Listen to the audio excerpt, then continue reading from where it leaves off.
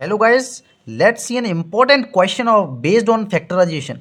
So we have to factorize this term. ठीक है, तो इसको फैक्टराइज कैसे करेंगे? तो देखिए x square minus four x इन दोनों टर्म में कॉमन है. ठीक है, अब आप सोचें इसका मैं इसमें मल्टीप्लाई कर दूँ एक एक टर्म का, तो वो काफ़ी लंबी प्रोसेस हो जाएगी. तो एक बेहतर तरीका है क्या इसको सॉल्व करने का? तो देखिए यहाँ पर आपको दिख रहा है ये और ये टर्म दोनों कॉमन है, राइट? तो क्या मैं ऐसा कर सकता हूँ, let x square minus four x को मैं वाई कंसिडर कर लूँ. ठीक है, तो मैं इसकी जगह ये वैल्यू पुट कर सकता हूँ. तो x square minus four x को मैंने क्या माना है, वाई माना है. ऐसे x square minus four x को मैंने क्या माना है, वाई माना है. Minus one minus 20. ठीक है, इट वॉज सिंपल.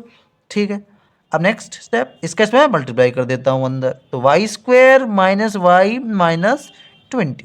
ठीक है, ये एक्सप्रेशन बन गया. तो देखिए अब सिंपली मैं इसमें क्या लगा सकता हूं, using splitting the middle term method. ठीक है, splitting the middle term method में इसमें सिंपल लगा सकता हूं. वो क्या होता था, देखिए जो मैक्सिमम पावर वाला है जो टर्म है उससे आई क्या कोफिशिएंट है, यहाँ पे कुछ नहीं होगा तो वन होगा. ठीक है, और जो कांस्टेंट वाला है उसके से मल्टीप्लाई करते थे. 20 1 जा 20. अब 20 के ऐसे फैक्टर्स जो ये वाला सिंबल देखते थे माइनस करके, यहाँ कुछ नहीं तो कितना होगा, यहाँ भी कोफिशिएंट कितना होगा, वन. माइनस करके वन आए. तो 20 के ऐसे फैक्टर क्या होते हैं, 4 5 जा 20. ठीक है, तो 5 माइनस फोर क्या होगा, वन होगा. बिल्कुल सही है. तो इसका मतलब वाई स्क्वायर माइनस 5 - 4y - 20. ठीक, देखिए 20 का ऐसे फैक्टर जो माइनस करके वन आए, 5 4 जा 20. सिंपल. अब देखिए इसका अंदर मल्टीप्लाई करता हूँ तो ये क्या आएगा, -5y - 4y - 20. ठीक है, ओके. अब यहाँ इससे मैं y कॉमन लूंगा तो अंदर क्या बचेगा, y - 5. यहाँ फोर कॉमन लूंगा तो अंदर कितना बचेगा, कितना बचेगा, देखिए माइनस माइनस यहाँ प्लस होगा. तो अगर मैं यहाँ पे प्लस का फोर कॉमन लूंगा तो अंदर कितना बचेगा, y - 5. ठीक है, अब y - 5 में कॉमन ले लेता हूँ तो अंदर क्या बचेगा, y - 5 और y+4. सिंपल इतना हो गया. अब मैंने ध्यान रखी कि मैंने क्या वैल्यू मानी थी, x square minus four x की y. तो y एक्चुअल में कुछ नहीं था, y की एक्चुअल वैल्यू ये थी. तो मैं एक्चुअल वैल्यू इसमें पुट कर देता हूँ. The putting value of y, तो क्या मिलेगा मुझे, y की जगह वैल्यू पुट कर देता हूँ, कितनी है, x square minus four x minus five.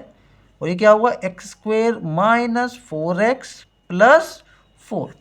ठीक है, सिंपल है. बट क्या अभी ये और फैक्टराइज हो सकते हैं, देखिए इससे सिंपलर फॉर्म आ गई. बट क्या और फैक्टराइज हो सकते हैं, चलिए देखते हैं. तो इसको और फैक्टराइज करने की क्या कोशिश करते हैं.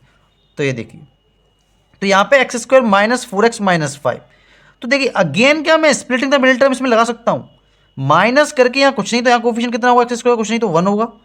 तो 5 1 जा 5 ऐसे फैक्टर जो माइनस करके फोर आए, तो ऑफकोर्स 5 1 जा 5, 5 - 1 4 होता है. तो देखते हैं अब क्या होगा. तो उसको मैं ऐसे लिख सकता हूँ, 5 - 1 4 ही आएगा, x - 5. ठीक है, ये हो गया. अब देखिए ये तो मुझे बहुत ही सिंपल लग रहा है देखने में. देखिए a square plus b square plus two a b की कुछ फॉर्म लग रही है. देखिए कैसे, देखिए एक्स का होल स्क्वायर लिख सकता हूँ मैं इसे. ठीक है, इस फोर को मैं टू का होल स्क्वायर लिख सकता हूँ. अब यहाँ पे टू ए बी होना चाहिए. देखिए a square plus b square plus two a b. देखिए 2 2 या 4x बिल्कुल टर्म मैच कर रहा है. ठीक है, यहाँ माइनस था मैंने प्लस कर दिया तो उसको माइनस सही कर लेते हैं. ठीक है, सिंपल है. तो देखिए अब स्प्लिट में मिलता है, इसका अंदर मल्टीप्लाई करता हूँ तो क्या आएगा, x square minus 5x minus minus plus x minus 5. यहाँ अंदर क्या बचेगा, ये तो सिंपल किसका फॉर्मूला बन गया, ये सिंपल बन गया x - 2 का होल स्क्वायर. देखिए a square plus b square minus 2ab. ठीक है, अब इसमें अंदर क्या हो सकता है, देखिए अंदर यहाँ पे फिर से मैं x कॉमन ले सकता हूँ. तो मैंने यहाँ x कॉमन ले ली तो अंदर क्या बचेगा, x - 5.